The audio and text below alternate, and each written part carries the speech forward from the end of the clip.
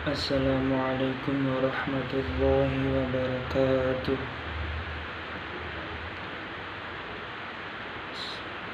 Alhamdulillahirabbil alamin. Wassalatu wassalamu ala asyrafil anbiya'i wal mursalin wa ala alihi wa sahbihi ajma'in. Pertama-tama kita panjatkan puja dan puji syukur kehadirat Allah Subhanahu wa taala.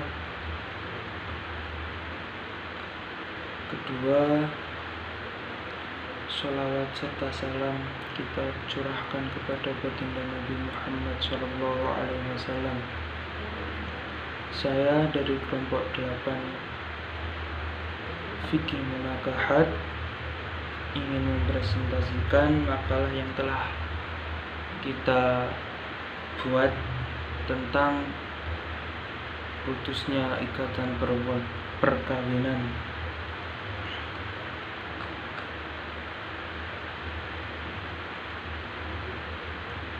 Pembahasan pengertian talak. Secara etimologi, talak berarti melepaskan ikatan. Talak berasal dari kata itlaq yang berarti melepaskan atau meninggalkan. Dalam terminologi syariat, talak berarti memutuskan atau membatalkan ikatan pernikahan. Baik pemutusan itu terjadi pada masa kini maupun masa mendatang.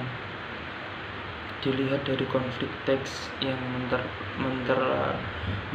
melatar belakanginya, hukum talak adalah sebagai berikut. Wajib jika terjadi konflik antara pasangan suami istri, hakim menugaskan mediator, 2 orang mediator untuk menilai situasi konflik tersebut.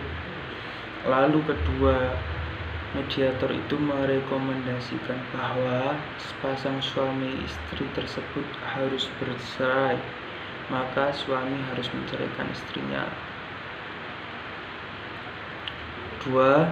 Sunnah, seorang suami dianjurkan untuk melakukan talak dalam kondisi ketika istrinya kerap tidak menjalankan ibadah-ibadah wajib seperti sholat, serta tidak ada kemungkinan memaksa istrinya itu melakukan kewajiban-kewajiban tersebut. Talak juga sunnah dilakukan ketika istri tidak bisa menjaga diri dari perbuatan maksiat.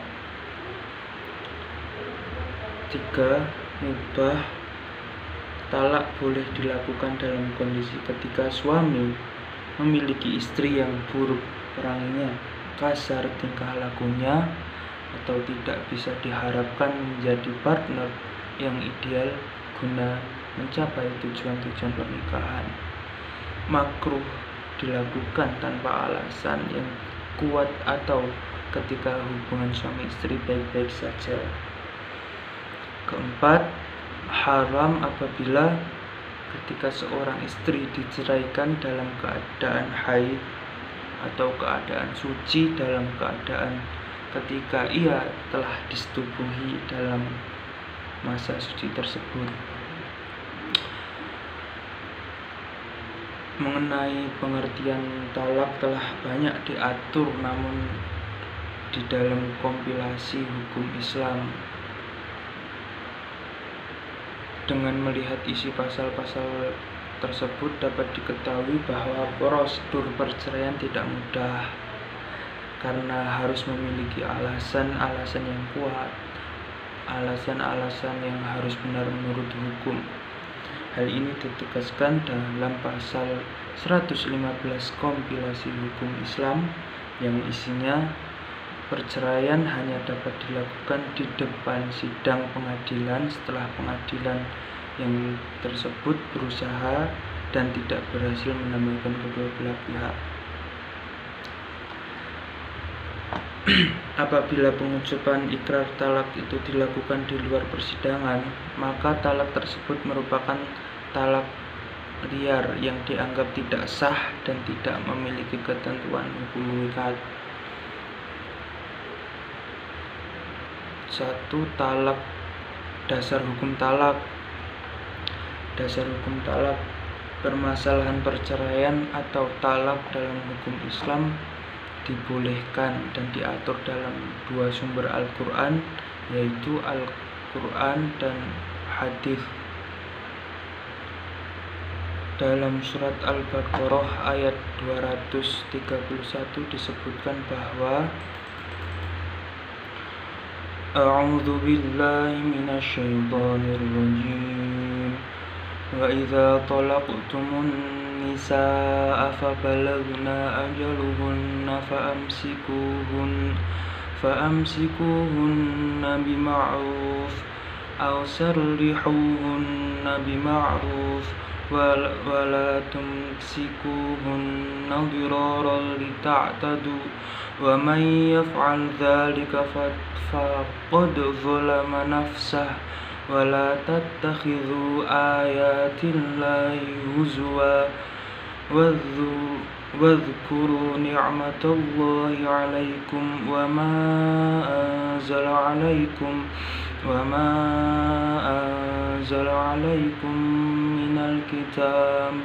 minal kitabi wal hikmati ya'izukum bih wattaqullaha wa'lamu annallaha bikulli syai'in alim.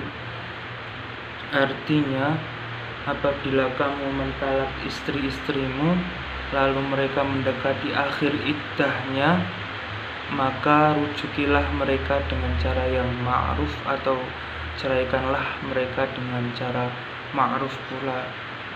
Jangan kamu rujuki mereka hanya untuk memberi kemadharatan, karena dengan demikian kamu menganiaya mereka.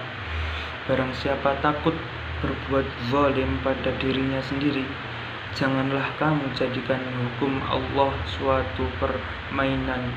Dan ingatlah nikmat Allah padamu, yaitu hikmah Allah memberikan pelajaran padamu dengan apa yang diturunkan itu. Dan bertakwalah kepada Allah, serta ketahuilah bahwasanya Allah Maha mengetahui segala sesuatu. Secara tidak langsung Islam memperbolehkan perceraian, namun di sisi lain juga mengharapkan agar proses perceraian tidak dilakukan oleh pasangan suami istri. Hal ini seperti tersirat dalam tata aturan Islam mengenai proses perceraian. Pada saat pasangan akan melakukan perceraian atau dalam proses perselisihan pasangan suami istri, Islam mengajarkan agar dikirim hakim yang bertugas untuk mendamaikan keduanya. Dengan demikian, istri lebih menganjurkan untuk melakukan perbaikan hubungan suami istri daripada memisahkan keduanya. Jadi ketika kita nanti terjadi pertikaian, cekcok dalam menjalankan keluarga, maka sebaiknya kita saling memaafkan daripada melakukan perceraian. Perceraian itu boleh, tapi sebaiknya tidak dilakukan. Rukun dan syarat talak. Rukun talak ialah unsur pokok yang harus ada dalam talak, dan terwujudnya talak tergantung ada dan lengkapnya unsur-unsur dimaksud. Rukun talak ada 4 sebagai berikut. 1. Suami adalah yang memiliki hak talak dan yang berhak menjatuhkannya. Selain suami tidak berhak menjatuhkannya. Oleh karena talak itu bersifat menghilangkan ikatan perkawinan, maka talak tidak mungkin terwujud kecuali setelah nyata adanya akad perkawinan yang sah. Oleh karena itu, untuk sahnya talak, suami yang menjatuhkan talak disyaratkan harus berakal dan baligh. Kedua, istri masing-masing suami hanya berhak menjatuhkan talak terhadap istri sendiri, tidak dipandang jauh talak yang dijatuhkan terhadap istri orang lain. Untuk sahnya talak bagi istri yang ditalak syaratnya sebagai berikut. Istri harus masih hidup.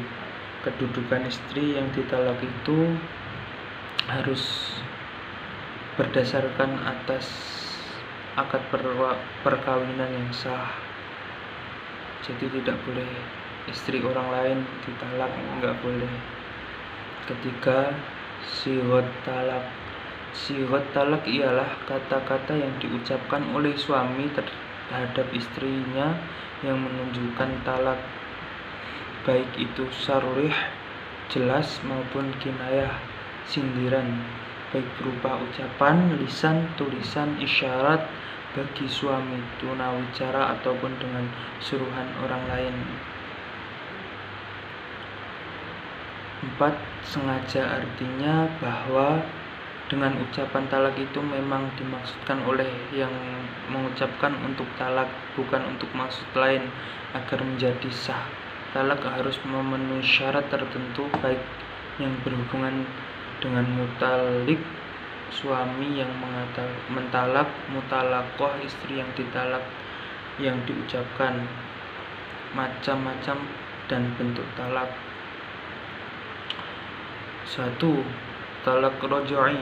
Talak roj'i yaitu talak 1 atau 2 yang dijatuhkan suami pada istri yang telah digauli tanpa ganti rugi. Dalam keadaan ini, suami berhak rujuk dengan istrinya tanpa akad dan mahar baru selama rujuk itu dilakukan dalam masa iddah. 2. Talak ba'in. Talak ba'in yaitu talak yang dijatuhkan suami pada istrinya di masa suami berhak kembali pada istrinya melalui akad dan mahar baru. Ketiga, talak dengan ucapan yaitu talak yang disampaikan oleh suami dengan ucapan di hadapan istri langsung dan istri mendengarkannya. 4. Talak dengan tulisan yaitu talak yang disampaikan oleh suami secara tertulis lalu disampaikan kepada istrinya. Kemudian istrinya tersebut membaca dan memahami isi maksudnya itu apa. 5. Khuluk. Menurut bahasa diambil dari kata khola'at cauba yang artinya melepaskan pakaian, karena perempuan adalah bagian bagi laki-laki secara majas.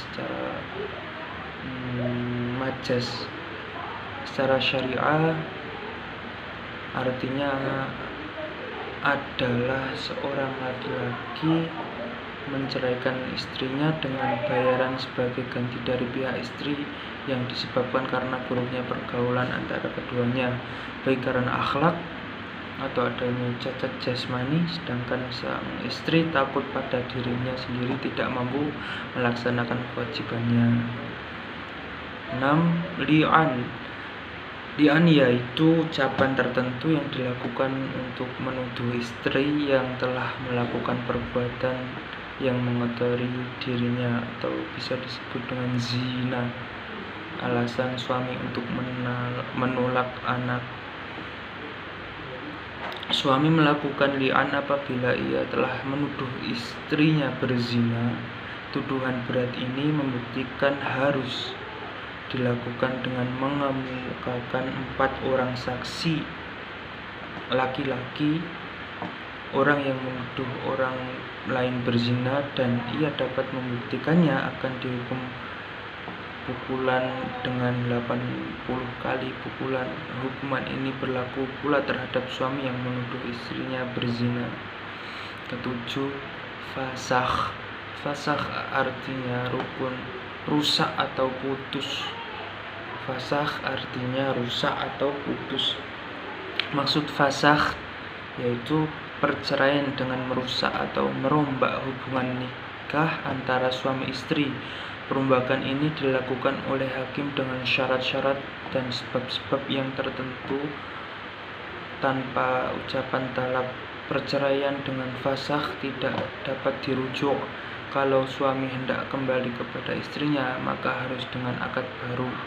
Perceraian dengan fasakh dilakukan dengan berulang-ulang lebih dari 3 kali. Boleh kembali lagi dengan akad nikah yang baru. Jadi akad nikah yang baru itu si A bercerai dengan B, lalu si B, istri B itu menikah dengan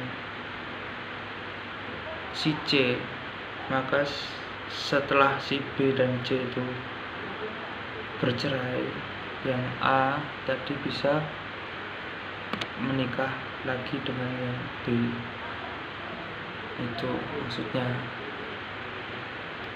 Penutup atau kesimpulan, walaupun talak itu dibenci terjadi dalam suatu rumah tangga, namun sebagai jalan terakhir bagi kehidupan rumah tangga dalam keadaan tertentu boleh dilakukan.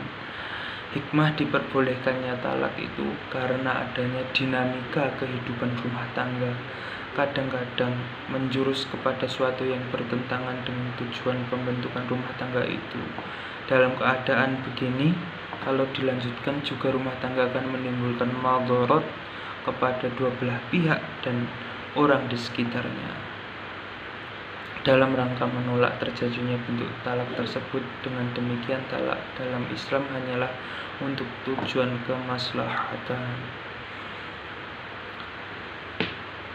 Alhamdulillah, sekiranya banyak salah kata dari saya mohon maaf. Jika masih ada kata-kata yang membingungkan, bisa ditanyakan kepada kelompok saya. Wassalamualaikum warahmatullahi wabarakatuh.